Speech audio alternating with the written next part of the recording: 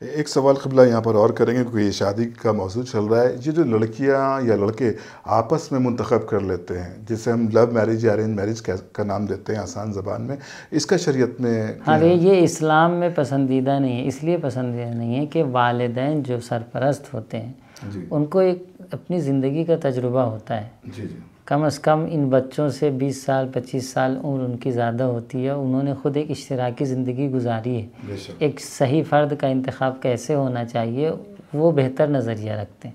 اس لیے ہم بچوں سے یہی صلاح دیں گے کہ کبھی بھی اپنی شادی کے مسئلے میں اپنے اوپر پوری طور پر ڈیپینڈ نہ ہو کہ بھائی ہم ہی جو کہیں گے وہی ہوگا.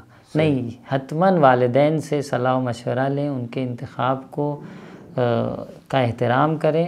ہاں خود بھی دیکھیں کہ اگر والدین اس اعتبار سے نہیں جا رہے ہیں جہاں آپ کو اگر اسلامی فکر آپ کی ہے تو اس میں آپ انہیں رائے مشورہ ضرور دیں. لیکن یہ کہ ہم نے انتخاب کر لیا اور ہم خود ہی کر لیں گے اور آپ سے کوئی اس میں انوالویشن نہیں ہے اور ہماری اپنی زندگی ہے، ایسی شادیاں چل نہیں پاتی. 90% ایسی شادیاں بعد میں آپس میں مشکلات کا شکار ہوتے ہیں یا خدا نخواستہ طلاق وغیرہ کی نوبت آ جاتی ہے. کیونکہ ہم نے جو تجربے کار ہیں، جو ذمہ دار ہیں، ان کی بات کو نہیں مانا ہے. تو ہمیں چاہیے کہ والدین کا احترام باقی رکھیں اور جس طرح سے وہ انتخاب کر رہے ہیں ان کا احترام کریں، ان کی بات کو مانیں. ہمارے لیے یقیناً فائدہ مند ثابت ہوگا. جزاک اللہ. سامعین، دیکھا آپ نے کس طرح سے قبلہ نے وضاحت فرمائی اور یہ بہت اہم موضوع تھا جس کو ہم لوگوں نے یہاں پر ڈسکس کیا.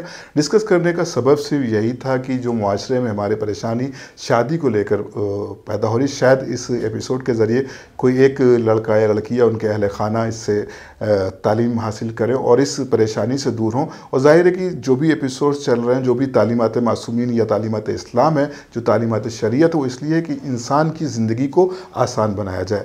تو امید ہے کہ یہ ایپیسوڈ بھی آپ کو بہت پسند آیا ہوگا اور اگر آپ کے ذہن میں اس کے متعلق یا اور بھی کوئی مسئلہ یا شرعی یا فقہی مسئلہ اور سوال آپ کے ذہن میں پیدا ہو رہا ہو تو آپ کمنٹس باکس میں کمنٹس کریں. انشاءاللہ قبلہ پیام حیدر رضوی صاحب آپ کے سوالوں کا جلد سے جلد جواب آپ کی خدمت میں پیش کریں گے. خدا حافظ والسلام.